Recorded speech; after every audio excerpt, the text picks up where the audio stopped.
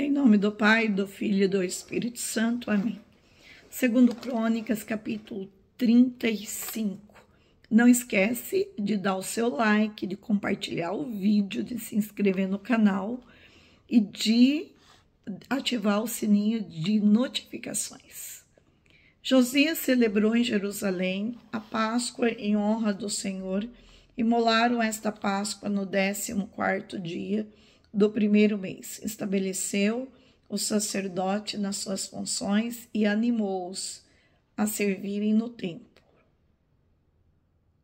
Disse aos levitas, que instruíam todo Israel e que estavam consagrados ao Senhor: depositai a arca santa no templo construído por Salomão, filho de Davi, rei de Israel.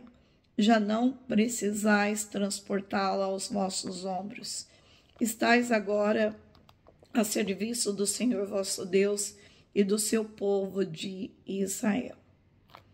Disponde-vos conforme a ordem de vossas famílias e de vossas classes, segundo as prescrições de Davi, rei de Israel, e de Salomão, seu filho. Ocupou vossos lugares no santuário, segundo as divisões das famílias dos vossos irmãos, filhos do povo, com uma classe de família levítica para cada divisão. Imolareis em seguida a Páscoa e vos santificareis, a fim de prepará-la para vossos irmãos, conforme a palavra do Senhor transmitida por Moisés. Josias deu ao povo, a todos os que iam lá, se encontravam gado miúdo, cordeiros e cabritos em número de 30.000, tudo para imolar na Páscoa, e acrescentou 3.000 cabeças de gado, tudo tirado das propriedades do rei. Seus chefes fizeram também espontaneamente um presente ao povo, aos sacerdotes e aos levitas, Eucias, Zacarias e Jaiel, príncipes do templo. Deram aos sacerdotes para a Páscoa 2.600 cordeiros e 300 novilhas. Conenias, Semeias e Natanael, seus irmãos, Asabias, Jeiel e Josabade, chefes dos levitas, deram a eles para a Páscoa 5.000 cordeiros e 500 novilhos. Estando todo o serviço preparado, os sacerdotes tomaram lugar, assim como os levitas, segundo suas divisões, como o rei havia prescrito. Imolaram o cordeiro pascal, com o sangue correndo de suas mãos. Os sacerdotes fizeram a aspersão, enquanto os levitas esfolhavam as vítimas.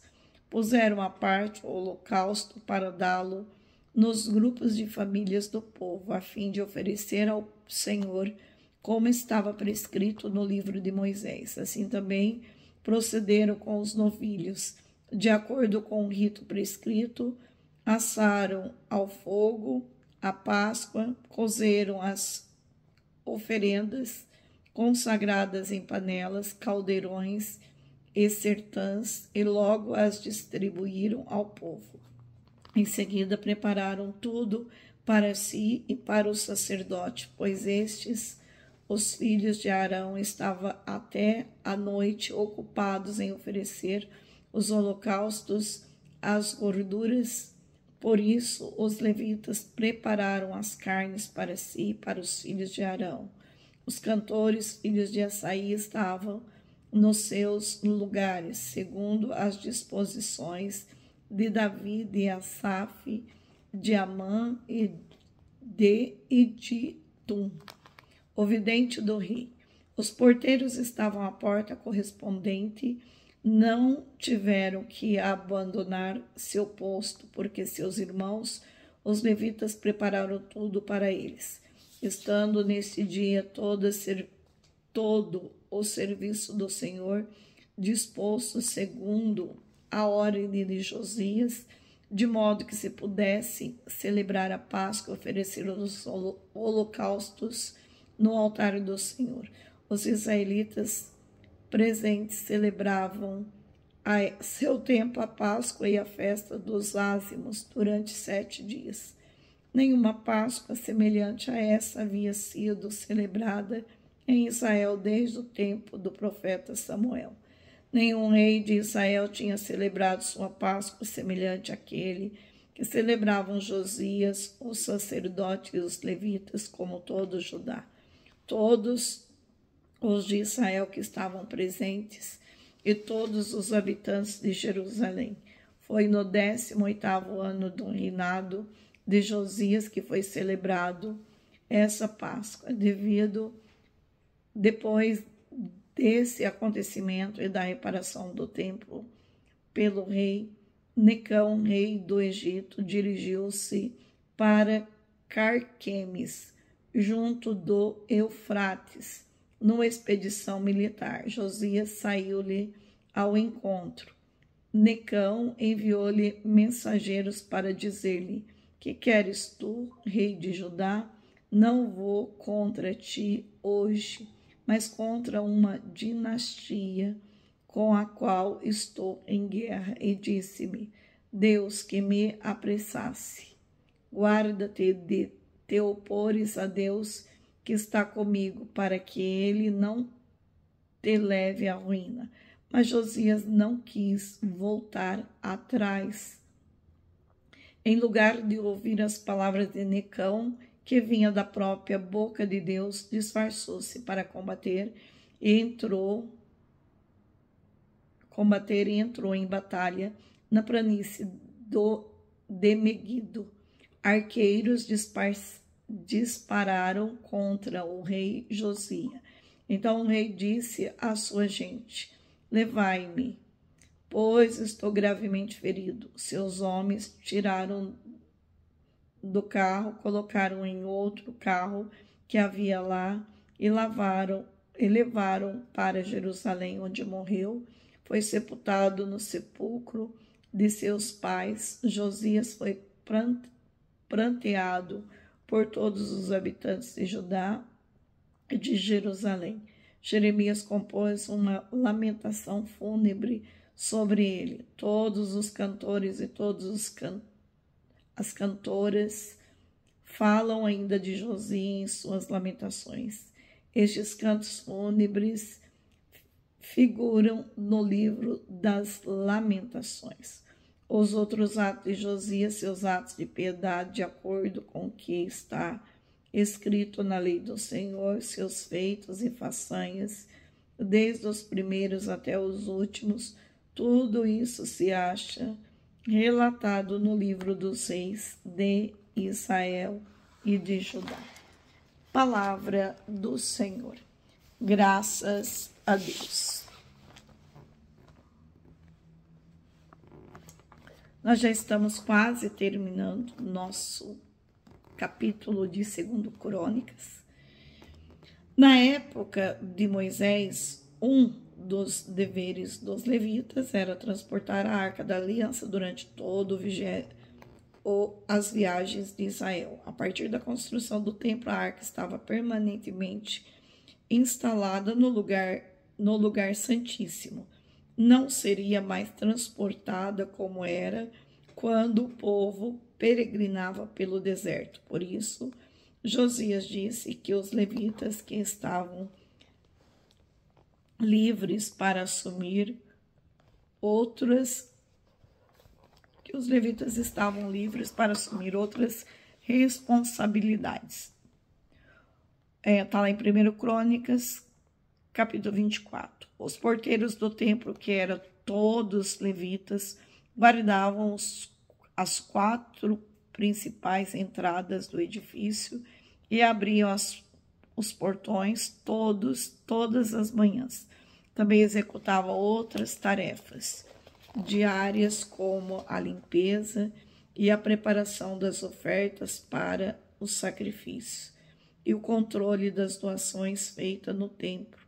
Para mais informações sobre os porteiros, precisamos ver 1 Crônicas 26, versículo 1 seguintes. A festa dos pães ázimos faz parte da Páscoa, a comemoração da saída do Egito. Durante 7 dias, os judeus comem pão sem fermento, exatamente como seus antepassados fizeram ao deixar o Egito, porque este alimento podia ser rapidamente preparado antes de sua apressada partida. Êxodo 12, 14 a 20. Esta festa lembrava ao povo judeu que ele havia deixado a escravidão para trás e alcançado a terra que Deus lhe havia prometido. Esse fato, no versículo 20, ocorreu em 609 a.C. Nínive, a capital da Síria, havia sido destruída 3 anos antes pelos babilônios. Os assírios derrotados se reuniram em Arã e Carquemes, porém os babilônios enviavam seu exército para destruí-lo de uma vez por todas.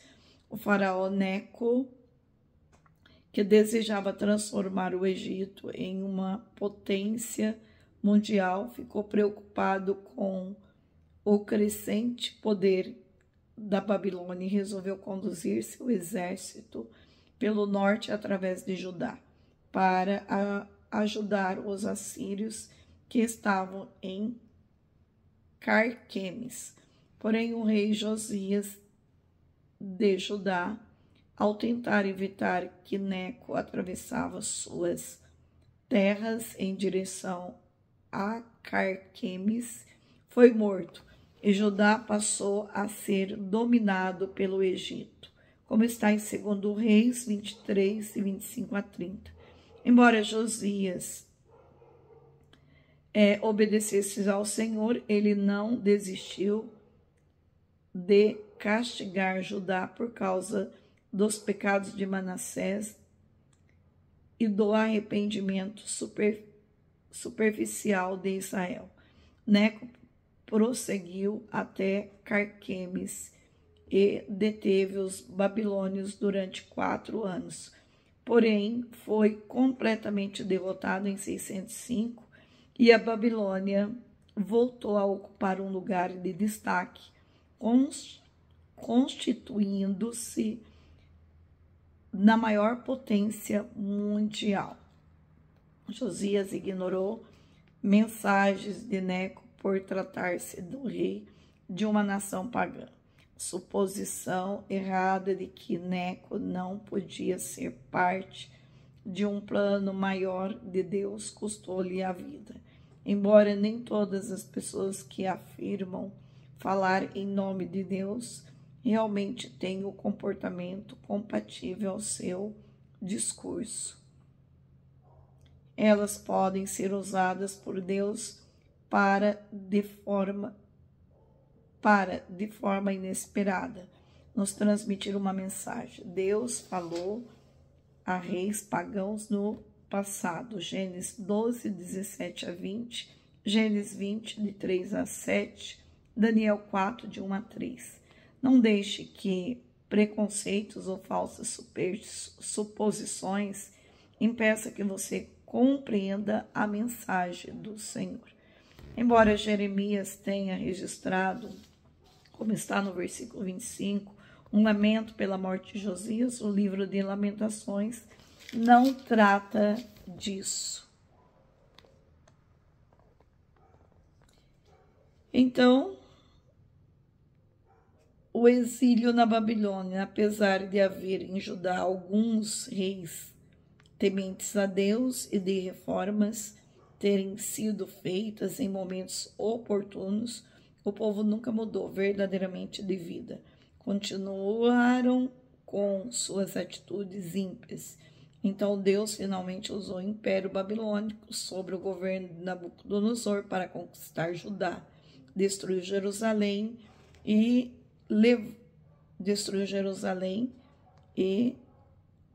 levou o povo cativo para Babilônia. Que Deus, então, Todo-Poderoso, nos abençoe e nos ilumine, em nome do Pai, do Filho e do Espírito Santo. Amém.